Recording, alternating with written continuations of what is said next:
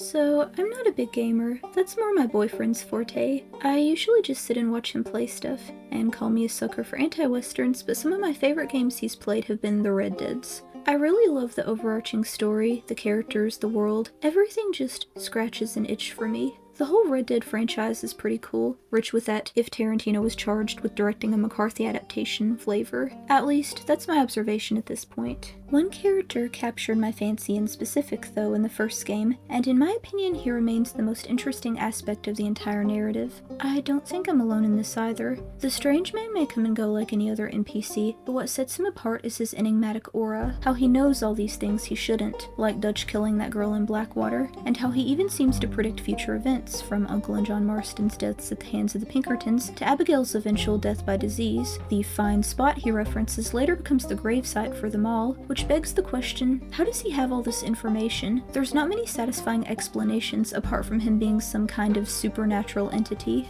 And if he is a supernatural entity, that begs the question, what is his nature? Is he an agent of heaven, a hound of hell? Is he an angel sent to warn, a demon sent to incite, or a neutral third party, simply curious to John's morality? Whatever he may be, I noticed something quite interesting. My boyfriend was showing me the scene from Red Dead 2 where Arthur meets Sister Calderon at the train station. As they're talking by the railway, the sister begins offering her condolences for Arthur's tuberculosis diagnosis, and their conversation takes an unexpected turn.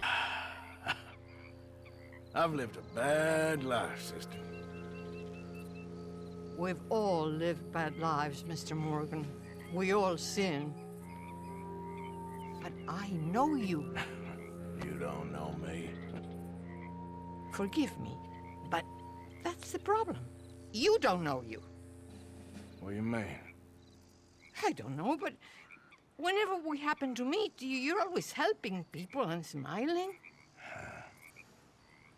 I found this choice of wording odd, as the phrase, "I know you" is spoken with such heart. To the uninitiated, "I know you" is pretty much the quote the strange man is most famous for. The mission where John meets him is literally called, "I know you." And Rockstar is so detail-oriented, I doubt this correlation is a mere coincidence. Is it just a callback then, or does it point to something greater? Here the sister is speaking on death, on there being nothing to fear. This is the result of Arthur being high honor, whereas the strange man seems to proffer a warning to John, as when they meet, he was slipping back into the lifestyle of an outlaw. The morality of both Sister Calderon and the strange man seem complementary to one another, and perhaps most fascinatingly, helping Sister Calderon is one of the side quests John is charged with. By the strange man. Could it be the strange man not only proposed these side quests to test John's character, but assumed the form of the subjects involved, the potentially unfaithful husband, the sister? Could it be he appears to everyone differently, based on their lifestyle, their moral standing? John got a spooky dude in a top hat who could have passed for a vaudeville villain, while Arthur got a genial old lady, warm, approachable.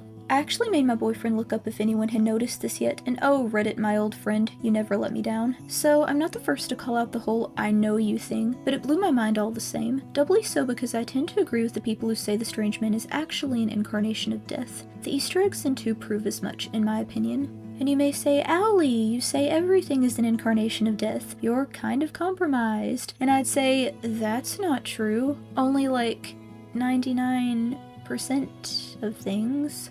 Okay, yeah, maybe I'm compromised. Moving on, under the assumption I'm right. Some cultures paint death as an agent of heaven, or paradise, for he acts as the door to judgment, and collects those whose time is ordained to be up. The strange man refers to himself as an accountant, in a way, and ambiguous as that is, it lends credence to the theory that he's an accountant of souls. The Red Dead Wiki states the following. A stranger in New Austin, around Hennigan's Stead, alludes to the strange man. He states how a man wearing a black suit and big top hat, whom he believes to be the Grim Reaper, haunts and curses the town of Armadillo, being the reason for the cholera epidemic. Additionally, Herbert Moon has a portrait of the strange man in his general store, similar to the one in Bayall Edge, though much smaller. John will notice and asks about it, claiming he recognizes the man, but Herbert Moon shrugs it off, saying that somebody gave it to him and that he has it in his store because he likes it. End quote. Interesting that Herbert Moon was the sole survivor of the cholera outbreak, given he evidently has ties to the Strange Man.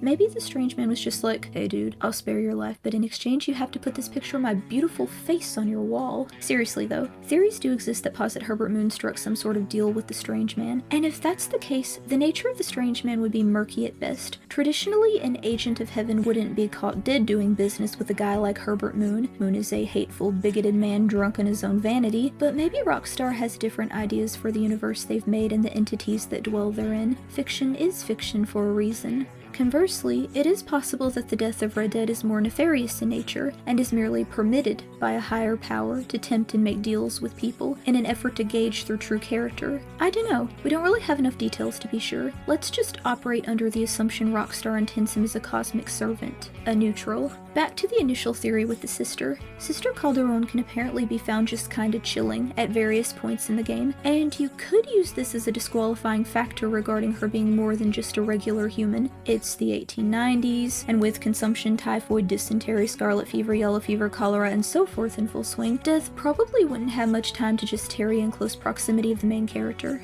Unless that's the point. You see, Red Dead is a game rife with death and destruction. It's the center of gravity that holds the entire narrative together. A ragtag band of outlaws cutting a swath of violence up the Mexican-American border. In a way, you could say death rides with them, much like the Devil rode with the Glanton gang in Blood Meridian. And while there is a physical presence, the effects once again proving the cause, the overarching theme is more metaphoric than material. Death is everywhere, and he could come as anyone, whether it be a nameless passerby, a trusted confidant, a hidden enemy. The possibilities are endless. Everywhere there are illusions, signs, and frankly, bodies. If the Strange Man is the Angel of Death, or some variant thereof, then his constant gauging of morality would make sense. Both Arthur and John are nearing the end. Even if he himself acts as a neutral, the outcome of his tests would serve to elucidate the true nature of the one being tested, whether the result be self-incrimination or redemption.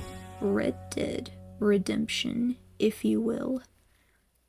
And yes, I'm aware that is one of the stupidest things I've ever said. I regret nothing. To align a celestial servant with an earthly one isn't really that much of a reach, nor is the notion that a celestial servant would take the form of an earthly one. That said, to have Death Incarnate show up as a nun to soothe the fears of an ex-outlaw, that's a very interesting concept. And again, I'm not sure what religious pantheon the Rockstar universe operates under, but if my little conspiracy is accurate, it's definitely a pantheon I would like to see explored more.